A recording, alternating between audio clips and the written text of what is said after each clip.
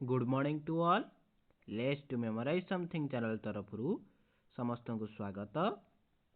आज आम child development pedagogy unit 1 को शेष करदे एवं शेष पार्ट रे हमर अछि influence of heredity and environment in understanding the child. चलो तो देखिए प्रथम प्रश्न, जीवकोश बहुगुणित होगाकू वृद्धि कहा जाए। यह कहार मत? कहांक मत? यह हूँ फ्रांक मत। फ्रांक कही कि जितेबाला जीवकोश बहुगुणित है ताकू आमे कौन करना वृद्धि बोली ताकू वृद्धि बोली से कही। निम्नोक्त केउ मानसिक विकास सह संपर्कित? केउटी मानसिक विकास सह संपर्कित? ताने कौन अनुकल्पना करिबा ना, गोष्ठी नियम मानिबा ना, छट प्रति ममता ना, कौन भाषा शिक्षा करवा होची तार मानसिक विकास।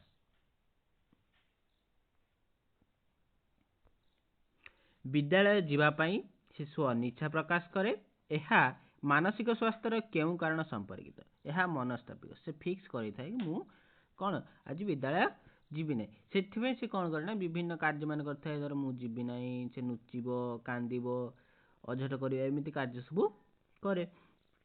निम्नोक्त केउटी एक आवेग? आवेग कौन? कसरत गोटे आवेग नुहे, खेल गोटे आवेग नुहे, परीक्षण गोटे आवेग नुहे। आवेग कौन? स्नेह हूँ गोटे आवेग। बुझिपारे?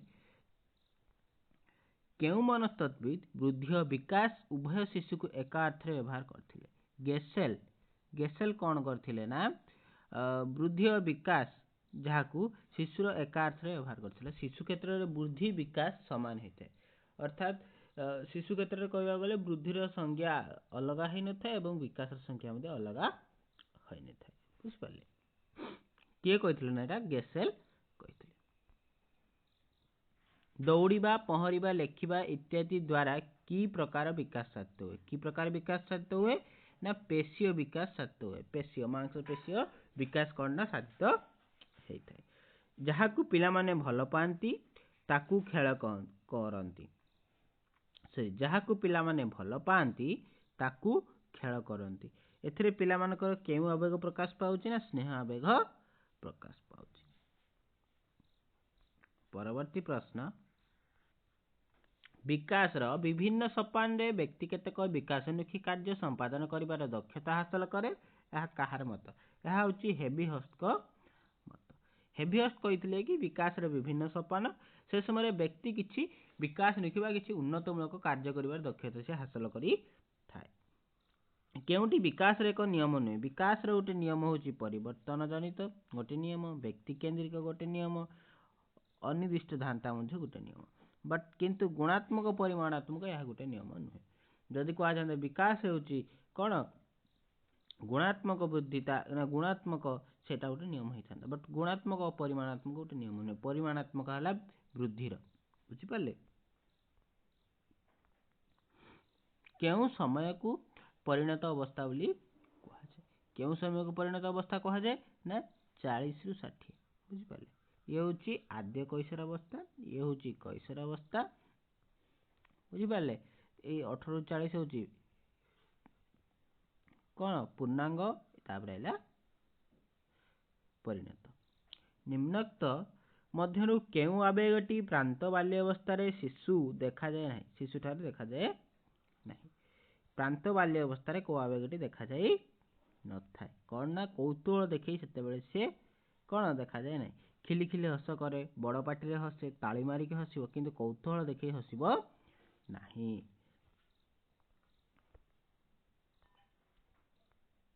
केते वर्ष बयस रे शिशु काहींकी कौन केबे इत्यादि पचारिबा करना आरंभ करे? केते वर्ष बेले को? प्रायतः 5 वर्ष बयस बेलू से करना एसबू कार्य करने आरंभ करें। केउ समय शिशु जीवन आरंभ करता है? केउ समय शिशु जीवन आरंभ करता है ना जिते सी कौन ना गर्भधारण करता है, अर्थात गोटे भ्रूण गर्भधारण जिते करते से समय से कौन ना शिशुर जीवन आरंभ हो जाए। शिशुर आखि नाक कानर गठन निम्नोक्त कहा प्रभाव संगठित होता है? क्या प्रभाव में तार निजर वंशानुगुणर प्रभाव में समाज प्रभाव हो न था कि विद्यालय प्रभाव हो न था कि सांगसाथी प्रभाव हो न था क्या प्रभाव में निजर वंशानुगुण प्रभाव में होता है। शिशुर अंतर्निहित शक्ति जन्मगत प्रवृत्ति आदि गुणावलीर विकास पाई कहार भूमिका अति गुरुत्वपूर्ण कहार भूमिका अति गुरुत्वपूर्ण ना शिक्षार भूमिका अति गुरुत्वपूर्ण जिते से अंतर्निहित शक्ति तार जन्मगत प्रवृत्ति आज गुणावली विकास के भाया कर जड़े उपयुक्त शिक्षा पाइले से कौन विकास कर निम्नोक्त मध्य केउटी शिक्षार्थी व्यक्तित्व विकास रे प्रतिकूल प्रभाव पकाई थाए प्रतिकूल प्रभाव अर्थात खराब प्रभाव पकेब कौटा उत्तम परिवेश उत्तम विद्यालय परिवेश तो अनुकूल प्रभाव पकेब यही देखो शिक्षक निष्ठुरता हम सी कौन ना प्रतिकूल प्रभाव पकेब शिक्षक मानकर स्नेह अनुकूल प्रभाव पितामाता स्नेह अनुकूल प्रभाव पकेब शिक्षार्थी बुद्धि साहाय्य कर किंतु जितेबले शिक्षक निष्ठुर व्यवहार करेंगे से व्यक्तित्व कौन ना शिक्षार्थी व्यक्तित्व विकास में प्रतिकूल प्रभाव पकेब। शिशु सहयोगी मनोभाव वृद्धि निमंते मध्यरु कहा द्वारा संगठित होता है शिशुर सहयोगी मनोभाव वृद्धि निमित्त मध्यरु कहा द्वारा संगठित होता है ना तार कहा द्वारा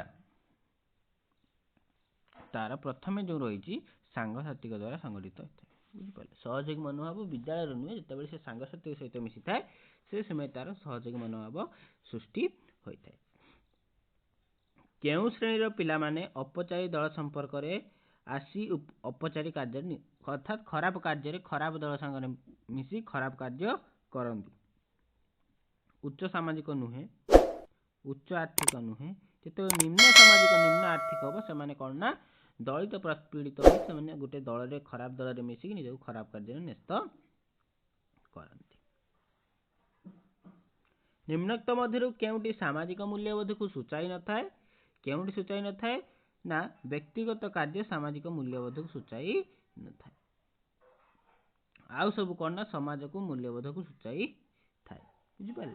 तो निम्नोक्त मध्य केउटी शिशुर मौलिक आवश्यकता नुहे शिशुर मौलिक आवश्यकता खाद्य पानीय आउ स्नेह मर्यादा बोध तार परवर्ती आवश्यकता होता है। कहार अभाव रे शिशुर मानसिक अवसाद होता है कहार अभाव रे ना जितेबाला से मर्यादा बोध अभाव रे नुहे स्नेह ममता बोध नुहे स्वाधीनता बोध नुहे शिशुर मानसिक अवसाद होता है से निरापत्ता बोध अर्थात से निजक सुरक्षित मन करे से समय कौन ना तार मानसिक अवसाद आसी था। समवयस्क सह मिलामिशा कर शिशुर केउं अवस्थार विकास नहीं कि प्रांत बाल्यावस्था समय ये सब कार्य अटे विकास नहीं कि कार्य अटे जे समय से कौन करना ना तार समवयस्क लोक मान समवयस्क मान शिशु मान मिलामिशा से करिଥାଏ।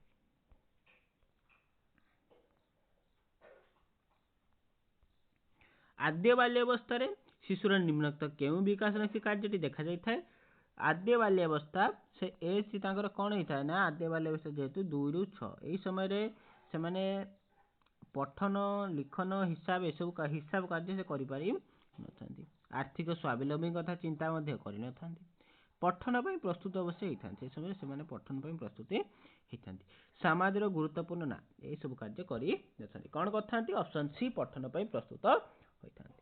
पितामाता और अन्य वयस्क मान कबल आवेगिक मुक्ति हासिल करने को चेष्टा करने भली कार्य शिशुर केउं अवस्था कहुए शिशुर से कई अवस्था सूचाई कि जिते प्राक कैशोर अवस्था हो आसे अर्थात 12 ରୁ 14 वर्ष से समय से कौन करे ना पितामाता अन्य वयस्क कबल आवेगिक मुक्ति हासिल करने को चेष्टा करे बुझिपारे।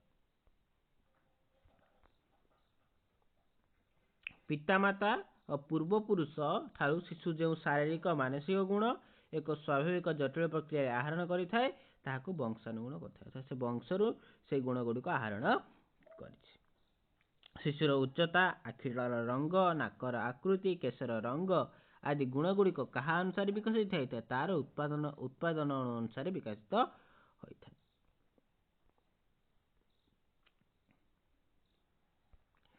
निम्नोक्त मध्य केउटी सामाजिक मूल्यबोध नुहे केउटी सामाजिक मूल्यबोध नुहे सहनशीलता गोटे मूल्यबोध ଗୋଷ୍ଠୀଗତ କାର୍ଯ୍ୟ ମୂଲ୍ୟବୋଧ, ଧର୍ମନିରପେକ୍ଷତା ମୂଲ୍ୟବୋଧ, ବାଛ ବିଚାର କରିବା ଏହା ଗୋଟେ ମୂଲ୍ୟବୋଧ ନୁହେଁ। ବୁଝିପାରିଲେ? ପରବର୍ତ୍ତୀ ପ୍ରଶ୍ନ ଆଇଲା, ନିମ୍ନୋକ୍ତ ମଧ୍ୟରୁ କେଉଁଟି ଏକ ସାମାଜିକ ମୂଲ୍ୟବୋଧ ନୁହେଁ? ସଠିକ ଉତ୍ତର ଗୋଷ୍ଠୀଗତ କାର୍ଯ୍ୟ। ଗୋଷ୍ଠୀଗତ କାର୍ଯ୍ୟ ହେଉଛି ଗୋଟେ ସାମାଜିକ ମୂଲ୍ୟବୋଧ ନୁହେଁ। ଶୈଶବ ଅବସ୍ଥାରେ ଶିଶୁର ସାମାଜିକ ବିକାଶ ନିମ୍ନୋକ୍ତ କେଉଁ ପରିବେଶ ଦ୍ୱାରା ପ୍ରଭାବିତ ହୋଇଥାଏ? କେଉଁ ପରିବେଶ ଦ୍ୱାରା ପ୍ରଭାବିତ ହୋଇଥାଏ ନା ତାର ଗୃହ ପରିବେଶ ଦ୍ୱାରା ପ୍ରଭାବିତ ହୋଇଥାଏ। ଯେହେତୁ ପିଲାଟି 0 ରୁ 2 ଯୋଉଟାକି ଶୈଶବ ଅବସ୍ଥା, ସେହି ସମୟରେ ସେ ଘରେ ଥାଏ, ସେଥିପାଇଁ ତାର ଗୃହ ପରିବେଶ ଦ୍ୱାରା ସେ ପ୍ରଭାବିତ ହୋଇଥାଏ। ନିମ୍ନୋକ୍ତ ମଧ୍ୟରୁ କେଉଁଟି ପରବର୍ତ୍ତୀ ବାଲ୍ୟାବସ୍ଥାର ସାମାଜିକ ଗୁଣ ସହ ସମ୍ପର୍କିତ ନୁହେଁ? ପରବର୍ତ୍ତୀ ବାଲ୍ୟାବସ୍ଥା ମାନେ କ'ଣ? 6 ରୁ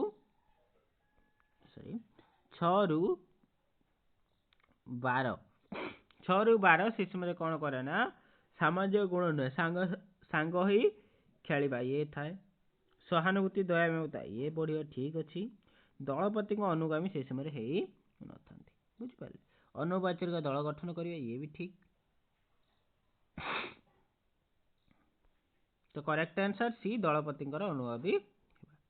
ପରବର୍ତ୍ତୀ ପ୍ରଶ୍ନ, ପ୍ରାକ୍ କୈଶୋର ଅବସ୍ଥାରେ ପିଲାମାନେ ଦୁଃସାହସିକ ଚମକପ୍ରଦ କାର୍ଯ୍ୟ ଓ ଦୁଷ୍ଟାମି କରନ୍ତି କାହିଁକି?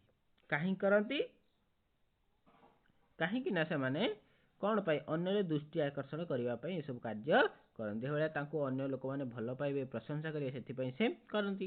କେଉଁ ଅବସ୍ଥାରେ ପିଲା ଅନ୍ୟ ଉପରେ ନିର୍ଭରଶୀଳ ନ ହୋଇ ସ୍ୱାଧୀନ ଭାବେ ମନ ପସନ୍ଦ କରେ?